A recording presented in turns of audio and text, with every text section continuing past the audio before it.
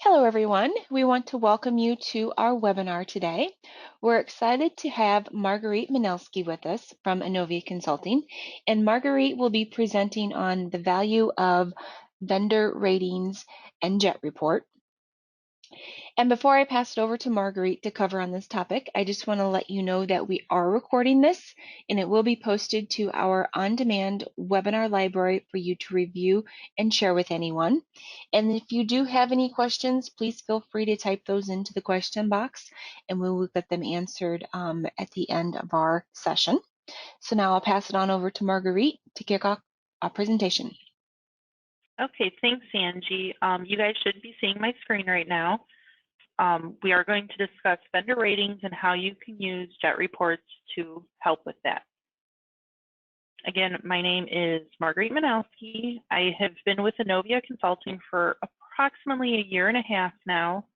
I came from the user side, spent about 12 years on that side, worked through various positions, and ultimately found my passion kind of buried in the purchasing world, which most people kind of think is weird. But aside from that, I really got involved with some demand planning, and with demand planning came a couple other things. And one of the big things that came out of my experience as a purchaser and working with demand planning was vendor ratings. So we're going to talk a little bit about those. So what is a vendor rating? Well, why are ratings important? And we're going to cover the 5 main areas. And how can JET reports help? And the final is, how can I relay this information to my vendors? So this is going to be just a quick overview of vendor ratings. So ultimately, what is a vendor rating and why should I use it? Well, vendor ratings are just that. It's a rating that you provide to your vendor that you constantly are evaluating their status. Now, these can be done weekly, monthly, quarterly, yearly. These are completely of your preference. To better understand, how a vendor affects the overall flow of your business. Now, we all know that vendors affect it, but how do they affect it? Well, did we ever think about the profit we're making? Do we think about how their on-time delivery affects us? Most of us don't think about that. It's, the weird ones that fall in love with purchasing that tend to start thinking these things. Also, we want to know the knowledge of how that vendor can better serve our business. That would be things such as, what is the cost of my product? How can I get my product to me faster? And the ultimate one, which is the main thing that I tell everybody, once you're able to implement these, you're in a better position to ultimately start negotiating pricing, start negotiating supply. Maybe that comes with making smaller buys or larger buys or taking shipments on a more frequent basis. It's all up to you and your vendor. Those are the main things that ultimately get affected. So, overview are 5 main areas that we're going to rate. On-time delivery rating. Pretty simple. Fill rate. One that a lot of people we don't think about. Rejection rate. Sometimes we think about it and other times we don't. Costing and response time. And you're going to see as we work through these, some of them are a lot more in depth than others, and others are just very simple tally sheets. Okay, so let's get started on-time delivery. So on-time delivery is our vendor's ability to deliver a product based off of their confirmed date. Now, oftentimes we don't think much about this and how dates play into the world of purchasing. Most of us are just, it's a date. We don't think anything of it. Well, it's important to understand those dates. They play a factor in how you're able to supply your business. So the main dates that we're going to use for vendor ratings are our promised receipt date. These are obviously the dates that our vendor has promised that our product will be there. Our expected date, though, normally is the date that you expect it to be in your building, and that's normally the date that's the same as your promise. Although there will be times that you'll see that this will be something a little bit different if you happen to have an inbound handling time. So I've seen many companies use this that you say, okay, my product will be delivered on Monday, but it will not be available for sale until Wednesday. Well, at the end of the day, that's not up to the vendor. That vendor has nothing to do with when it's available to you. Your vendor's only responsible to get it into your building. So the main thing that you have to determine is what is an acceptable tolerance for your early and late deliveries. Most customers deal with about a 48-hour leeway. So they'll give you 2 days early, 2 days late. Now, that may work for a vendor, but as a lot of us know, when it comes to sales, that's not always the case. I come from an automotive world, and you delivered on the date you said, and that was it. No early, no late. Things would be rejected, and there would be fines. That may be something that you need for your business from your suppliers, but maybe it's not. And you can have different tolerances for different vendors. You may have international, and you may have domestic vendors. Each one, you may choose a different parameter. These are all subject to your business, and there's no have to be one way or the other. So as you'll see below, is what I've done is I've given you just a quick sample of a jet report. And I've done one specific vendor, and I've pulled multiple purchase orders. We see the item number. I always try to list the item number on any jet report, whether it's item number, line number. It makes life easier if you ever have to reference and verify things. But what we've done is I've gone ahead and stated, okay, my promise date, which I've titled my confirmed date. And I've gone ahead and I've put those dates and have Jet pull that. Then I've gone and had Jet pull the date that I ultimately post that purchase order. Now, normally you pull these from purchase receipt lines. This way you can see it item by item. But I just did a quick version just to give you an overview. And what I've also done is I've added a calculation to show the difference. Now you may determine that you want to look at each line or each purchase order individually, or you may just care about the overall. Again, it's very specific to your business and what works. In this example, we have determined that we had 2 POs that ultimately arrived a week late and 2 POs that arrived almost 2 weeks early. Now, depending on those items, that may be okay, and other items that may not be okay. So when we look at it, we have an overall average of about 18 days early. So what we want to do is we want to sit there and say, is this acceptable? And we're going to see where that information will come in a little bit. The next piece we have is one that I found in my business we did not track. And I'll explain how we didn't track it and why it was important to start tracking it. So fill rate is a pretty standard, kind of makes sense. It's the amount of product that was delivered versus what was ordered. So we have 2 ways that we want to measure this. We have the confirmed versus the delivered, which is what is accepted and what most people would look at. But you do have other businesses that would care what was overall ordered. I don't care that I ordered 1,000 pieces and you told me you can only ship into 50 releases. I told you I wanted 1,000 pieces and that's it. I prefer to look at the confirmed versus delivered because ultimately I only care about what my vendor has told me they can do. Oftentimes we run into scenarios where we have to up our demand, machines break, people take vacation, there's always things that are a factor. So I cared more about what my vendor confirmed. I worked a lot with international vendors, so this was why this started becoming a big thing, was we needed the ability to notate what was late, what was not late. Now, what we ultimately did was we created a spreadsheet. This was our first step, was to just create a spreadsheet that we had a process that when an item was short shipped, so in the example of item number 4, you see my vendor confirmed 1567, but they really only shipped me 1550. Now, my vendor never told me that. So to me, that's a short shipment because you did not communicate that. Even if it falls potentially within that, 10% above or below, we always still wanted to track it. So we just kind of had a process that when an item was short shipped, our receiver just let our purchasing manager know, and we just made a notate on a spreadsheet because we also had to update our POs because we knew we were not getting 17 pieces of an item that cost 2 cents. Nobody was going to send that. That's just silly. So we would then have the spreadsheet, and as you start seeing, the spreadsheet would start adding up very quickly, depending on, again, what your business is. Now, you may also have that 10% tolerance, and you may be okay that if it's over 10% or under 10%, I don't care. But in my case, I cared. So I would go ahead and I would notate all these on here, and I would get that overall I was shorted 19 pieces. Well, when you really look at the overall, not a very big percent.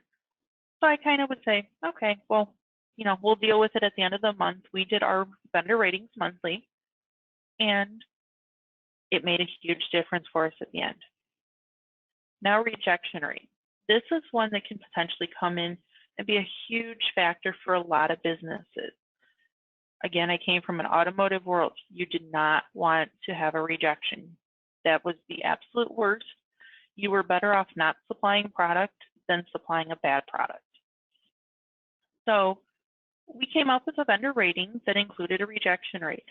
And this was 100% jet report that we created, worked with my quality manager, and we kind of built something out. And we did this. We would have our jet report, so you could run it by vendor. You could do it by posting date. You could do it by anything that you wanted. But I always cared about my reason code. And the reason I cared about my reason code when I saw this, and this is why it was important for me to add it, was what was the reason that it was being returned. So maybe it wasn't an actual rejection. Maybe it wasn't a case of, oops, they forgot to, put it through the hardener and it's soft material. Maybe it was a case of, oops, I ordered way too much and my vendor is willing to take this back. Well, clearly you're not going to hold your vendor responsible for that. So we always had our codes on there so we could indicate. And then the person that would review these would ultimately know. Now, the other thing you also see that I list is resource.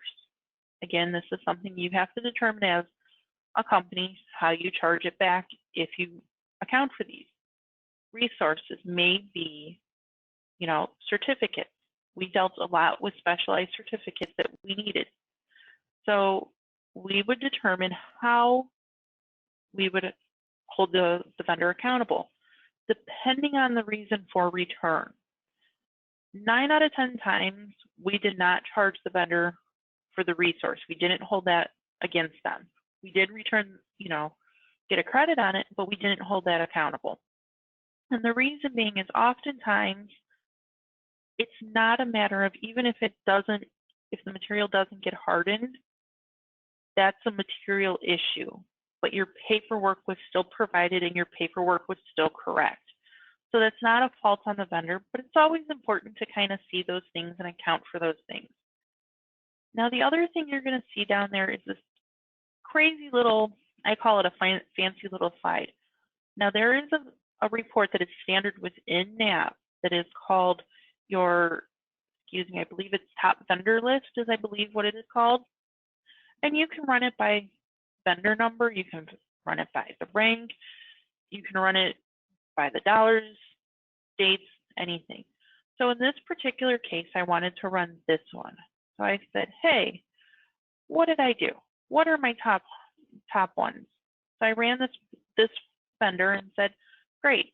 So overall, I spent $931 with them. But you notice I returned 500 of that. That's probably not going to turn out very good for that vendor. But we're going to get to that here in one more minute. Now, costing. Costing is the one that got a little bit more interesting of how you want to ultimately see this. So as you see, costing tends to represent the ability to receive sales based on the price. Why are we in business? We're in business to make money. So it doesn't do me any good to buy a product for $1 and sell it for $1.01. I'm not really making a profit. The other thing is is it really profitable after we've paid our overhead? Do we have a lot of these that are, the overhead is just too great? And this starts helping us see. Now, a lot of customers, we were one of them, and I believe still are one of them, that they don't account for transit costs. The company eats that, but there's a lot of customers that also want to include that because that's ultimately the price of the product. Not just the product, but it's the price of the freight to get it there. So again, something that varies for each individual. Now, this one, the easiest way we found to do this was we would go into our item sales statistic. And as you see, I've kind of got an example there that, I only want to see items with sales. At the end of the day, if I haven't sold it in that month, it really doesn't mean much when it comes to this version of cost of goods. So then I also indicate, the vendor, and I indicate a date and click preview. Now I get this cool little report. And this is a standard report in NAV. So you're going to see it's a combination of using some jet reports to get you some of the information and some standard reports within NAV. And this particular one is one item. And it said, okay, so I ordered this one item and gives me all my breakdown. Here's my unit, here's my sales, here's my COGS, and here is my profit, 22%.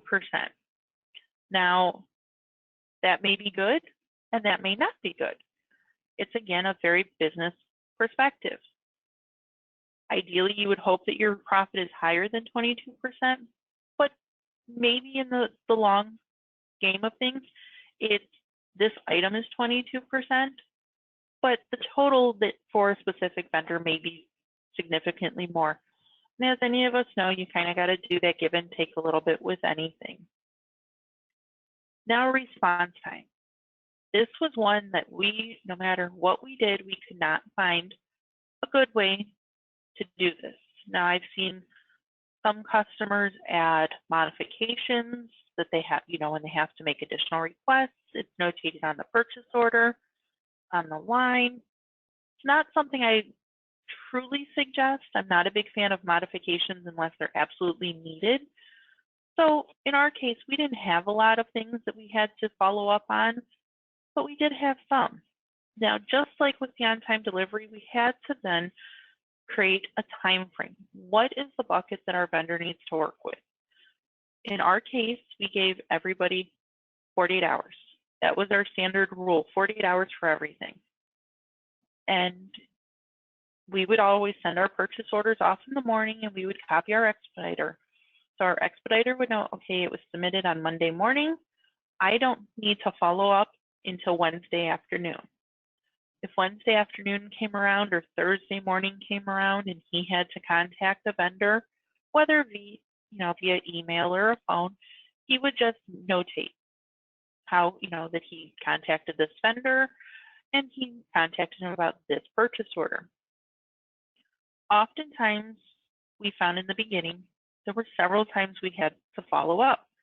And there were times that not only did he have to follow up, but some of the purchasers directly had to follow up. And that was kind of defeating the point. So we just had to come up with something. And that was how we also added this to our vendor rating scorecard. And this is just a basic scorecard that I created.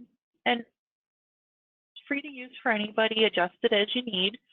And we went on a 20-point system. We had 5 main areas. You could get as high as 4 points per area. Now, it may be something that you tweak and turn around, but it was something that worked for us. So in this case, we found that our on-time delivery, of the 68 orders that were confirmed, and by orders, I actually mean we confirmed by lines. We didn't look so much at the order as much as the line. 99% of those were confirmed and delivered on time. So they earned a 4-point score on that. And as you see below, you'll see how it breaks down for each individual area. The fill rate. Our total confirmed was 69.84, and I got 69.65, which means that more than 98% of my product was filled correctly. So they got a 4. Now rejection rate.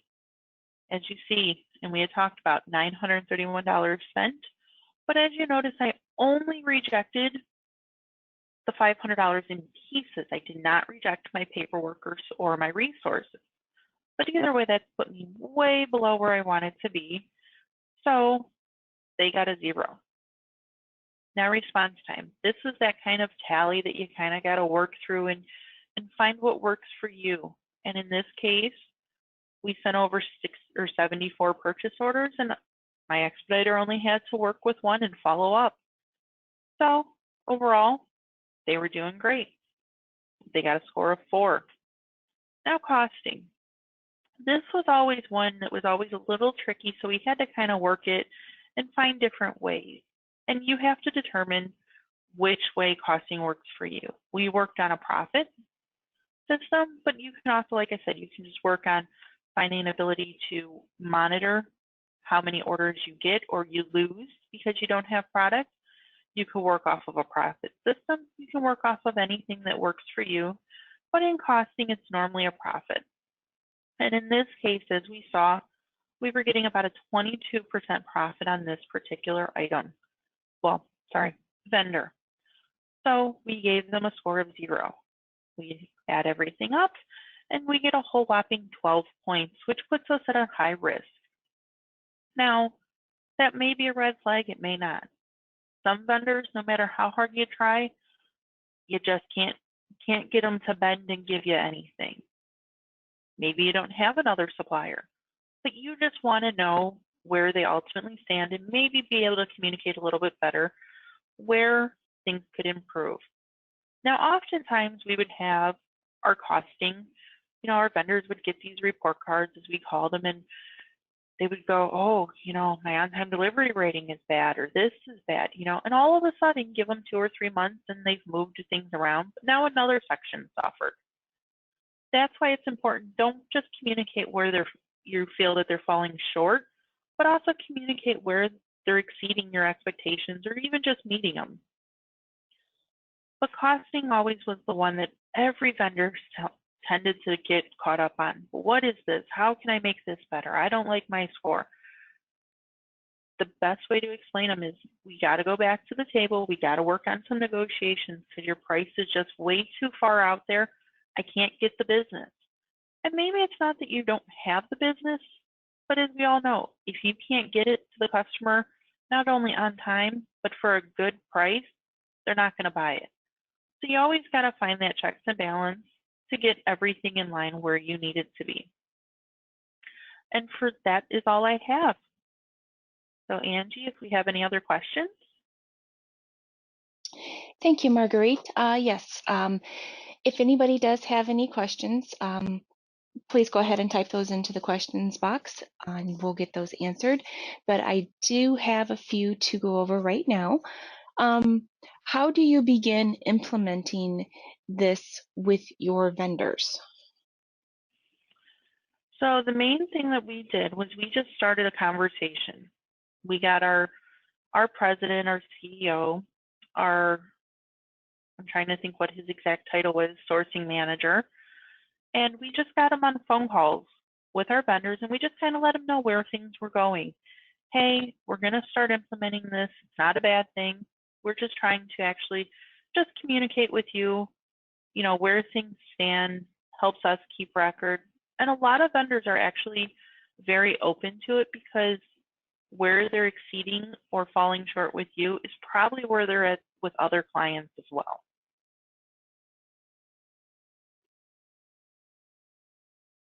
Okay, thank you. And how do you handle a vendor that continues to function at a high risk level? So those are always the fun ones. The first question that you have to ask, whether you're the purchaser, sourcing manager, CEO, president, whatever your title is, do you have another vendor you can get this product from? A lot of times you don't. A lot of times you do. So clearly, if you do have another vendor, that's the door to start opening the conversation. You get in there and you get your feet in and say, look, hey, I know you've been, trying to, get us at a point where if we were ready to leave, we could step in and, we could supply you, and you let your vendor know that's currently functioning at a high risk level if you're in a position that you may have to start adjusting your supply. You never tell them that you're going to another client. You never tell, you never show too much. It's a poker game is ultimately what it is. So the first thing you do is you kind of start pulling back. Maybe it means moving some product to another vendor for a little bit, see if that changes. Maybe it's just your demand for them is bigger than they can handle, and they're just afraid to say it. That's often the case that we found. There's also the cases that you just don't have anybody, and you're kind of, if you don't have another vendor, your hands are sort of tied. But it's also worth having that conversation to just say, hey, what can we do to help you? Even though it's coming from the vendor side, maybe that means, if they're a small operation, maybe they need more than 48 hours to respond to emails. We had one like that. We gave them actually 72 hours because they were a very small operation, and it made the difference. And sometimes when they're seeing that you're willing to work with them, it's enough of a nudge for change. Okay, thank you. And how do you create management buy-in when it comes to changing vendors? So management buy-in is always one of the hardest things. Oftentimes you find management gets comfortable with everything and anything, and they build relationships with people at other companies. And that's not an abnormal thing, and they're always willing to give them that opportunity. Oh, give them another chance, give them another chance. Well, sometimes it takes finding that backbone, finding your voice, and saying, I have no problem continuing to give them another opportunity. We need to start having conversations. We need to potentially, maybe if they're one of your high risk vendors, what are they high risk on? What is pushing them? Is it their cost? If the cost is too high, push back. Say, we're just really having a hard time selling your product. The cost is just phenomenal. Can we work something out? And there's any number of things. You have to look at what the big thing is. Maybe you need to schedule the deliveries.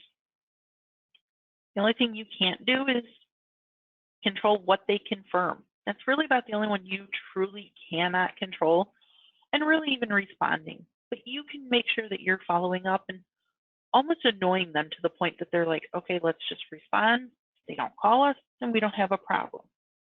So it's really just conversations, and the hardest thing is having conversations with upper management, especially when they have relationships and they have their own ideas. But if if you ever feel shut down, closed out, don't stop the conversation. Keep it moving. Keep pushing. Even if they're like, oh, we don't need vendor scorecards. Show, create a sample one time. Show them. Find the proof that this is why it's important. Maybe profit. Maybe they don't realize the profit's where it is. Maybe that's something. Maybe you realize that you are paying somebody 10 hours a week to pick up a phone and chase down purchase orders that aren't confirmed. When you really think about even somebody making minimum wage, it's a lot of money. And I'll tell you, most of those people are not making minimum wage. So you start looking at where the overall cost benefits can come in. We would do this for, I believe we were at 7 main vendors, a total of about 15 total. We ran this monthly. We had 3 people that handled it. Each person kind of handled a different section. Purchasing handled 2 of the pieces. Quality, I believe, handled 2, and sourcing handled 1. And we were able to knock it out relatively quick. And just each person did theirs and passed it off to the next. And quality was always the last person, and they would actually email them. They had their contacts at the vendors, and they would email them, and we had them out the door the first full day of any month. And those vendors became dependent on them. If it became like the 2nd, 3rd, or 4th, and we didn't get them out for whatever reason, we oftentimes got emails. Hey, can you just give us where we're at? It was great for us, great for vendors. So just continuing to have those conversations with management. They'll ultimately see that there is a benefit as long as you can show the benefit. And that's where the main point is, being able to put it on a piece of paper and show it to them.